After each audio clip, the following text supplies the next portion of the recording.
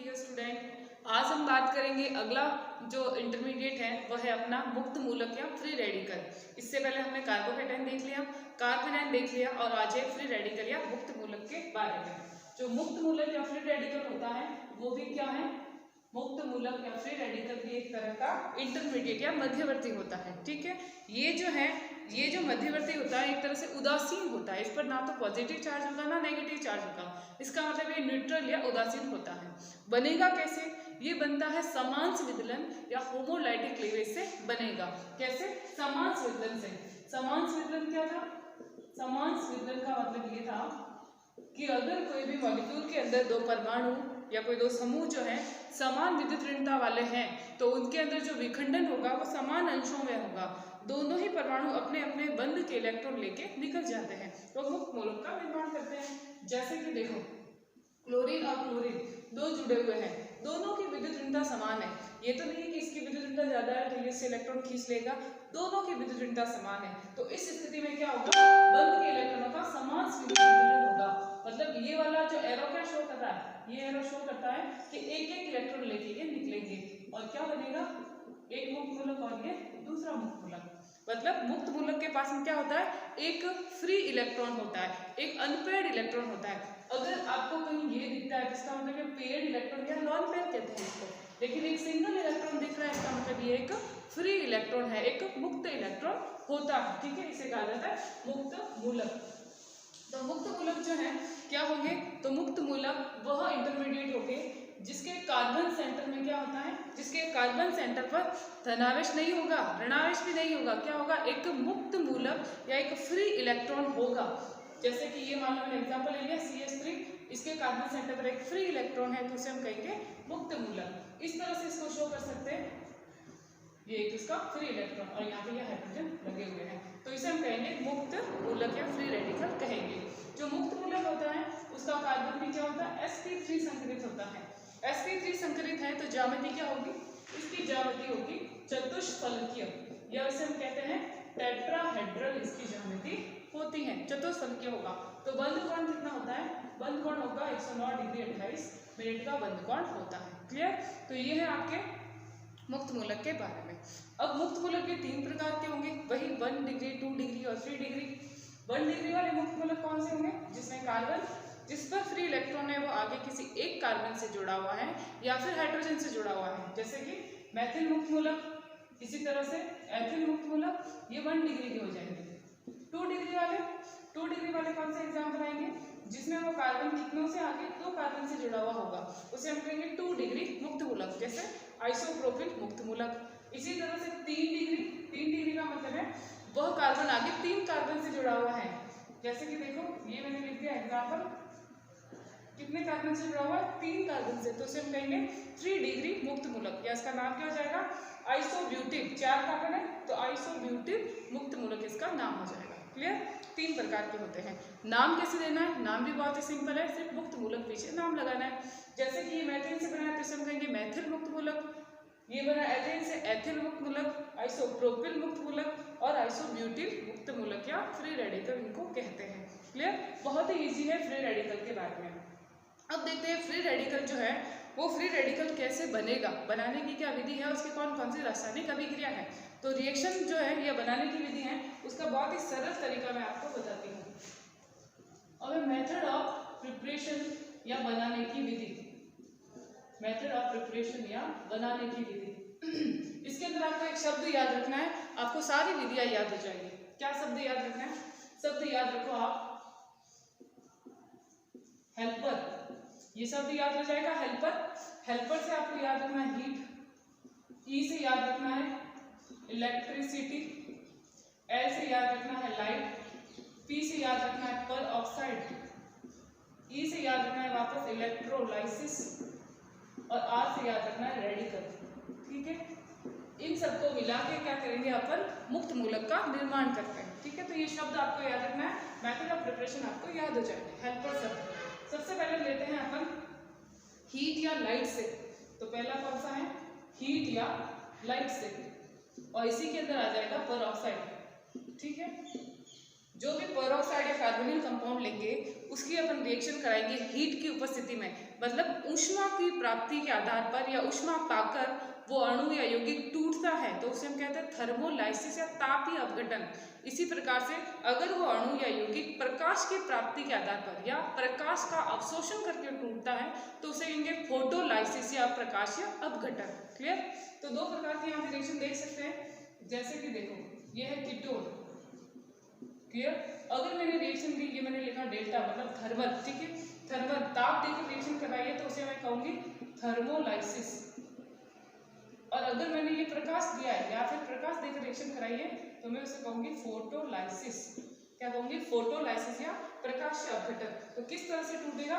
देखो इस तरह से टूटेगा, एक इलेक्ट्रॉन इसको दे दिया, एक इलेक्ट्रॉन इसने ले लिया, दोनों कार्बन की विद्युत क्या है? समान है, तो ये CH3CO, एक मुक्त मूलक तो ये बना और एक CH3 मुक्त मूलक ये बन गया। क्लियर?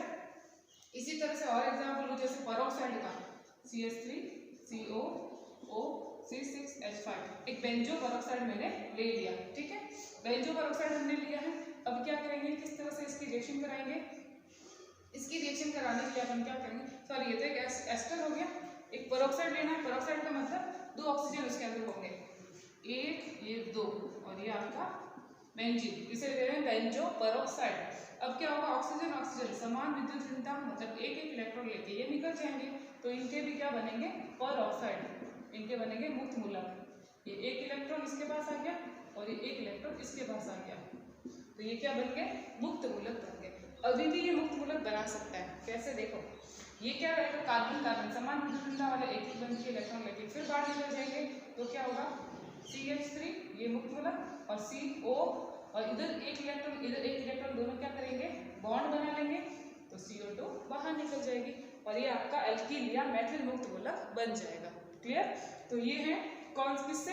हीट या लाइट से पेरोक्साइड के साथ। तो तीन शब्द हमने ले लिए, हीट, लाइट और पेरोक्साइड। क्लियर? अब क्या बचा है? अब बचा है आपका इलेक्ट्रोलाइसिस। इलेक्ट्रोलाइसिस से कैसे कराएंगे? तो दूसरा है इलेक्ट्रोलाइसिस से, दूसरा मेथड ऑफ प्रिपरेशन इलेक्ट्रोलाइसिस या विद्युत अपघटन। इलेक्ट्रोलाइसिस, और इलेक्ट्रोलाइसिस किसका कराते हैं हम? इलेक्ट्रोलाइसिस कराते हैं किसी लवण का, सॉल्ट का। हम यहाँ पे लेंगे सोडियम सॉल्ट, कार्बोक्सिलिक अम्ल का सोडियम सॉल्ट लेते हैं। जैसे मैंने ले लिया ये कार्बोक्सिलिक अम्ल का सोडियम सॉल्ट, ठीक है। जब इसका अपघटन कराएंगे तो ये टूटेगा। किस तरह से टूटेगा? ऑक्सीजन की विद्युतता ज्यादा है तो इलेक्ट्रॉन ऑक्सीजन की तरफ जाएंगे, तो ऑक्सीजन के पास कौन सा चार्ज आएगा? ऑक्सीजन के पास आएगा माइनस चार्ज, सोडियम के पास आएगा प्लस चार्ज, मतलब दो आयन बन गए। अब इलेक्ट्रोलाइसिस होता है तो आपको पता है दो इलेक्ट्रोड होते हैं, एक कैथोड और एक एनोड होता है। एक क्या होता है? कैथोड, एक होता है आपके एनोड। कैथोड पे कौन सा चार्ज होता है? माइनस, एनोड पे होता है प्लस। और जो आयन होता है वो हमेशा विपरीत आवेशित इलेक्ट्रोडों की तरफ गमन करते हैं। तो देखो ये सोडियम कहाँ गमन करेगा? इसकी तरफ, और ये ऑक्सीजन कहाँ गमन करेगा? एनोड की तरफ, ठीक है। तो अब क्या करेगा, ये जो आपका ग्रुप बना है, कार्बोक्सिलेट बना है, ये कार्बोक्सिलेट एनोड पर जाएगा। जब ये एनोड पर जाएगा तो एनोड पर जाकर क्या करेगा? प्लस चार्ज इसके ऊपर, तो इलेक्ट्रॉनों को त्याग देगा, ठीक है। तो यहाँ से क्या निकलेंगे? इलेक्ट्रॉन बाहर निकलेंगे, और इससे इलेक्ट्रॉन देखो माइनस चार्ज है, नेगेटिव चार्ज है, इसका मतलब उसके पास कितने? दो इलेक्ट्रॉन है, दो इलेक्ट्रॉन होंगे। एक इलेक्ट्रॉन उसने दे दिया तो अब क्या बचा? उसके पास एक इलेक्ट्रॉन फ्री का बचा है। तो हम इसको इस तरह से लिख सकते हैं, ये उसने एक इलेक्ट्रॉन तो यहाँ दे दिया, एक उसके पास मुक्त मूलक बचा है। अब क्या करेंगे? अब देखो, अब इसका समान संयोजन कराते हैं। ये एक इलेक्ट्रॉन इसने ले लिया, एक इलेक्ट्रॉन इसने ले लिया, इसका मतलब यहाँ पे एक इलेक्ट्रॉन और यहाँ पे एक इलेक्ट्रॉन, तो ये तो आपस में क्या करेंगे? बंध बना लेंगे, और बंध बना के CO2 बाहर निकल जाएगी। तो ये आपके बना CH3 और दूसरा C डबल बॉन्ड O और डबल बॉन्ड O, CO2 बाहर निकल जाएगी। क्लियर? तो ये बनाएगी मुक्त मूलक, ठीक है, फ्री रेडिकल बन गया। किससे? इलेक्ट्रोलाइसिस से या विद्युत अपघटन से। तीसरी जो विधि है वो है किससे? रेडिकल्स। रेडिकल्स मतलब कौन से? जो आपने पढ़े हैं कार्बोकैटायन और कार्ब एनायन जो पढ़े हैं, उन रेडिकल से कैसे बनाना है। तो रेडिकल्स या धनायन या ऋणायन से। धनायन, जैसे मैंने कोई धनायन ले लिया, मान लो ये एक धनायन है, ठीक है, और यहाँ मैंने ले लिया एक ऋणायन। दोनों रेडिकल अपन ले रहे हैं, धनायन भी ले रहे हैं, ऋणायन भी ले रहे हैं। इससे हम मुक्त मूलक बनाएंगे। कैसे?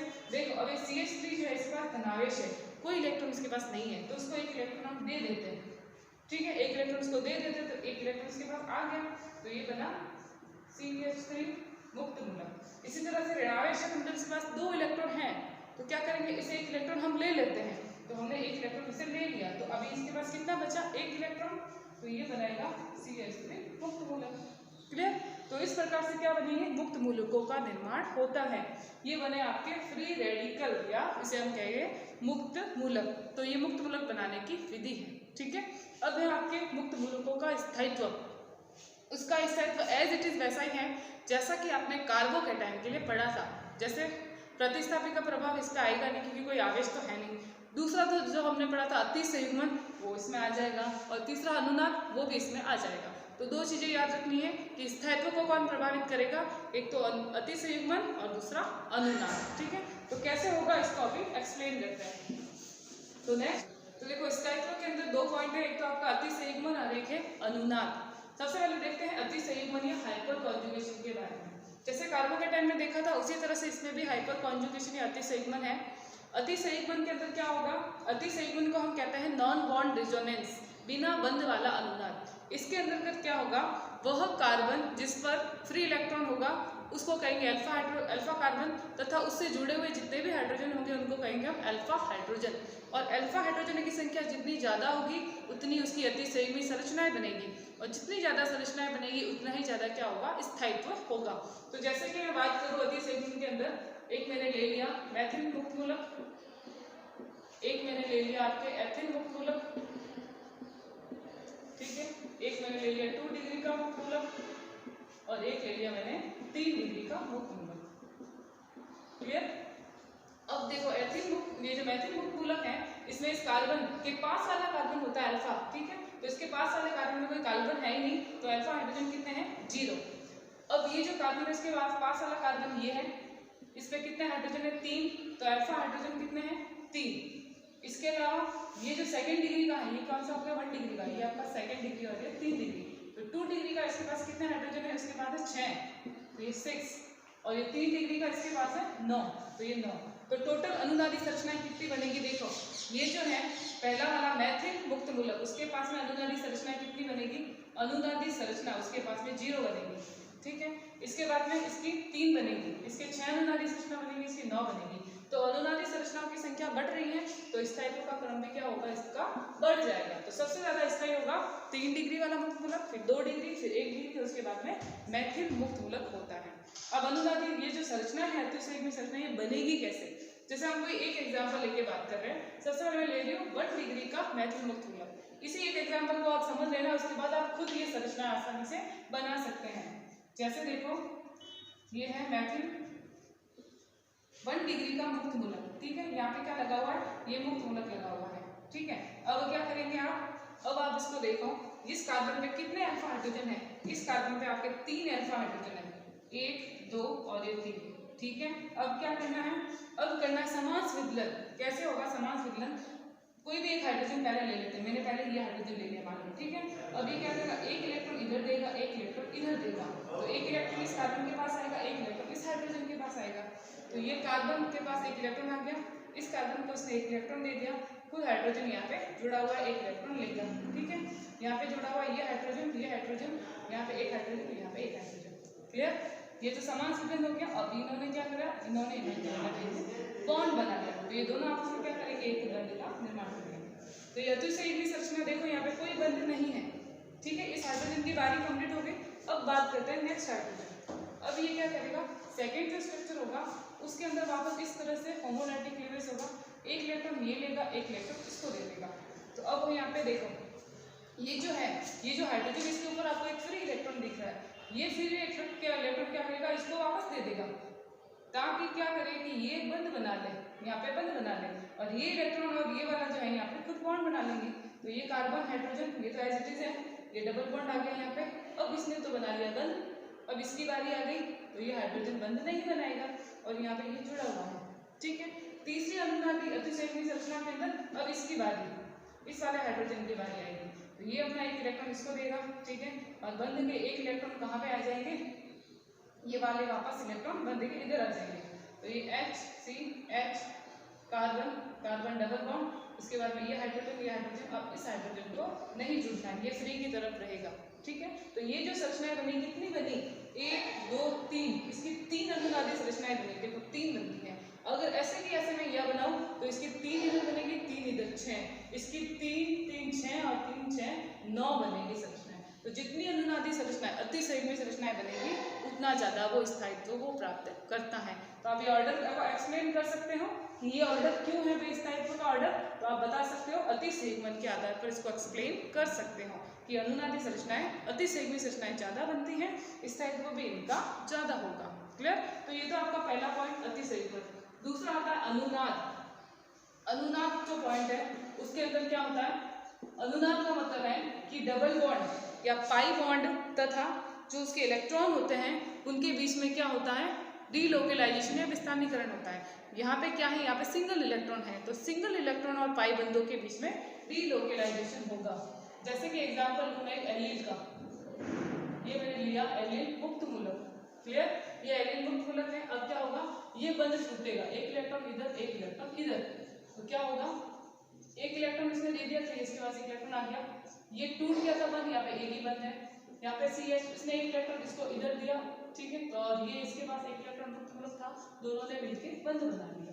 क्लियर, तो ये क्या बन गई, इसकी अनुनादी संरचना बन गई, किसकी, एलील मुक्त मूलक की, इसका नाम है एलील। इसी तरह से हम दूसरी संरचना किसकी बना सकते हैं, दूसरी संरचना बना सकते हैं बेंजीन मुक्त मूलक के लिए। जैसे देखो ये बेंजीन है,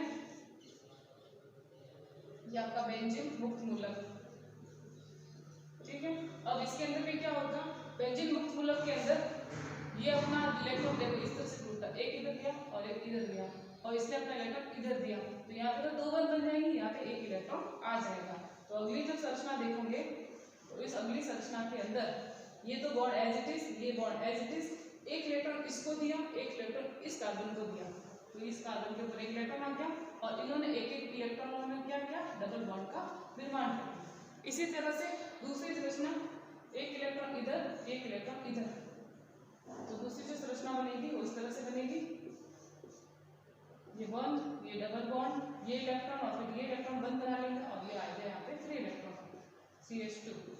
इसी तरह से अब ये टूटेगा, ये एक इलेक्ट्रॉन इधर, देखो तीर का निशान याद रखना, हाफ हेडेड एरो बनाएंगे, मैंने एक ही हेड बनाया है क्योंकि ये समान विदलन हो रहा है, यहाँ पे मुक्त मूलक बन रहा है, एक ही इलेक्ट्रॉन बाहर निकल रहा है।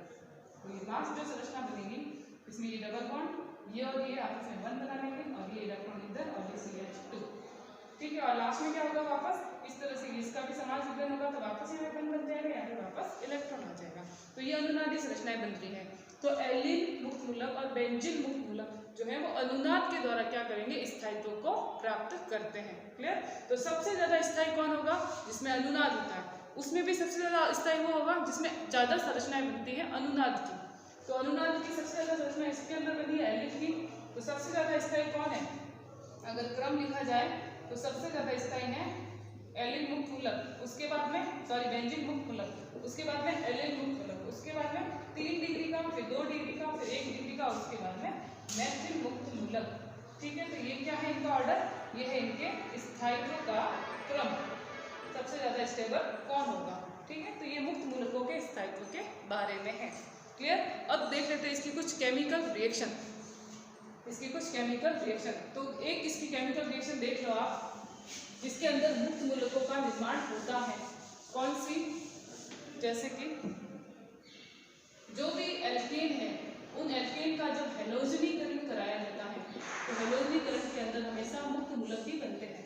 कैसे, जैसे मैंने मैथिल लिया, हेलोजन के साथ रिएक्शन करवानी है और बना मैथिल हैलाइड और HCl, तो ये अभिक्रिया जो होगी इसके अंदर मुक्त मूलक बनते हैं। कैसे, देखो मैकेनिज्म देखते हैं, आपको मैकेनिज्म देखेंगे तो आपको समझ में आ जाएगा। ये जैसे मैथेन है CH3H, क्लियर, इसमें सबसे पहले होता क्या है, सबसे पहले ये जो क्लोरीन है लाइट की उपस्थिति में अभिक्रिया होगी, मतलब फोटोलाइसिस, तो ये बनाते हैं मुक्त मूलक, होमोलाइसिस क्लियरेंस होगा और ये बना दिया उन्होंने मुक्त मूलक, बन गया मुक्त मूलक। ये मुक्त मूलक रिएक्शन करेगा किसके साथ में, इस हाइड्रोजन और इस कार्बन के साथ में, मतलब CH4 है, मैंने इसको कैसे लिखा CH3H, मतलब कार्बन हाइड्रोजन हाइड्रोजन बंध टूटता है और कार्बन हाइड्रोजन के बीच में विद्युत ऋणता का अंतर बहुत कम होता है, तो हम कह सकते हैं समान स्वीकरण इसमें हो सकता है। तो ये इस तरह से टूटेगा, एक इलेक्ट्रॉन इधर आ गया, एक इलेक्ट्रॉन इधर आ गया, तो HCl बाहर निकला और ये आपका मुक्त मूलक बन गया। ठीक है, अब ये मुक्त मूलक क्या करेगा, अब ये मुक्त मूलक क्लोरीन मुक्त मूलक के साथ अभिक्रिया करेगा और मेथिल हैलाइड बना देगा। ठीक है, तो ये वाली जो अभिक्रिया है अल्केन का हलोजनीकरण, इसके अंदर क्या होता है, इसके अंदर मुक्त मूलकों का निर्माण होता है। तो ये है आपका इंटरमीडिएट मुक्त मूलक के बारे में। क्लियर? कल हम पढ़ेंगे नाइट्रीन और कार्बिन, ये दो मुक्त मूलक जो उदासीन नाइट्रीन और कार्बिन जो है ये क्या है, ये भी एक तरह की इंटरमीडिएट हैं और उदासीन इंटरमीडिएट होती हैं। तो इसके बारे में अपन कल बात करेंगे। Okay, thank you.